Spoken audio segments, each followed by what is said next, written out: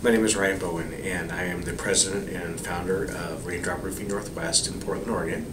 We do commercial residential roofing, re-roofs, repairs, inspections. I met up with Tracy in, I think, July of 2009. I was in dire need of somebody to help me straighten my business out. And I mentioned what the problems I was going through, and I met up with her, and there was an interesting thing because she wasn't trying to get me as a client. She was actually seeing if we were a good match, and that was really important to me. She kind of vetted me, like, would we work well together? What is it you need? And basically what I told her I needed was, I needed my life to be sustainable. I was working 15 hours a day. I'd done that for probably about, at that point, working for others and myself, I was probably in year like 18 of doing that.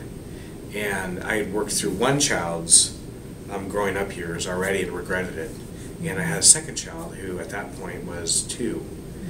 And I was not willing to lose her childhood also because I was working. And that was why I contracted with Tracy. What I wanted to accomplish when I contracted with Tracy was I wanted to have a sustainable life. And I wanted to decide whether to contract or expand in my business.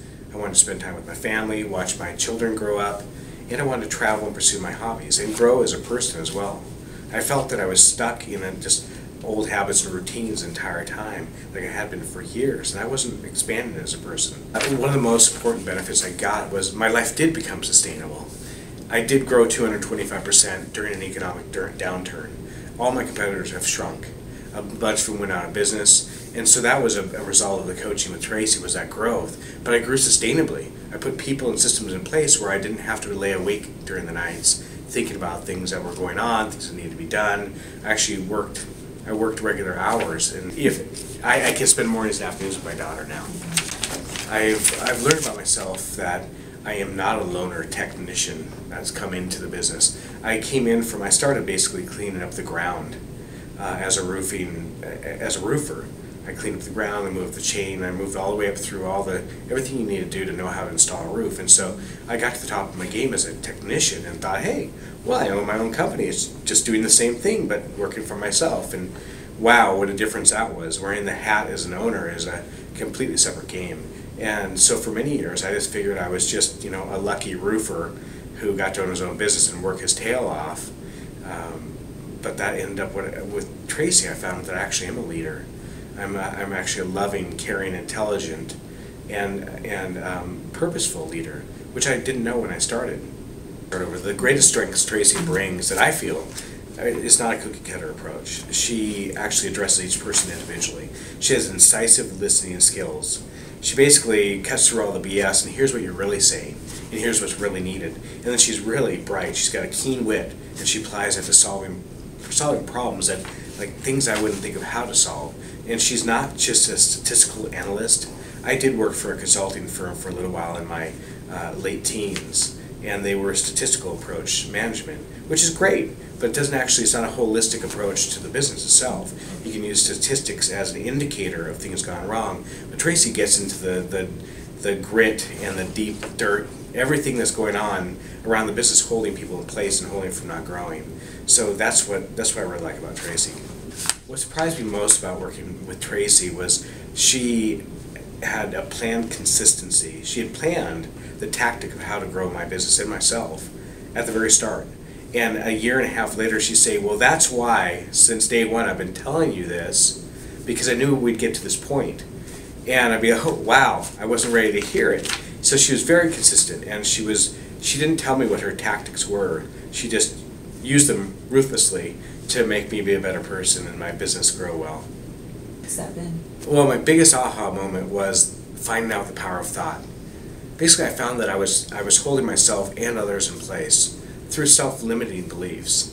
And that's what I found with Tracy. We had to do all these actions to get me to the point that I actually saw how I was holding myself in place. I was holding employees in place, not making them responsible and capable to do things. I would do it for them. And even though it was tough, through discipline, thought, and action, I actually moved them into being more responsible and growing. And in their growth, I've grown. I'm not holding them in place, I'm not holding myself in place. Tracy made me see that basically, a lot of people, and I see this really clearly now, are just living inside of a mental box. And she opened this whole world of possibility and growth up to me through business consulting. And it's really tricky of her. She'll just address the problems in the business, but they're all a manifestation of how I hold myself and others. And that whole thing, and it's resonated all the way through to my personal life. I mean, and changed my life for the better. The reason I chose Tracy is because there was no BS. There's no sales pitch. It was, are we going to work well together or not? It wasn't, I need another client. It was like, is this going to be sustainable for both of us? Is this going to be rewarding for both of us? And that's why I chose her. What she said to me basically was, I'm going to listen to what you say, and then I'm going to tell you what I hear. Fearlessly. And it wasn't, I'm going to pat you in the back and make you feel good about yourself, regardless of your results. I'm just going to advise somebody on how to find a coach. Say, find somebody you can hear hard truths from, number one. Number two, find somebody who will say it like they see it.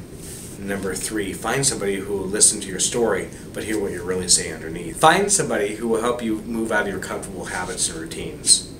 So find somebody who you could be uncomfortable with. I still have stories to tell myself that I believe, that Tracy will hear and say, well, what I'm hearing is this. And even though sometimes it's maybe not what I want to hear, every time I've done what she's told me to do, there's been great rewards.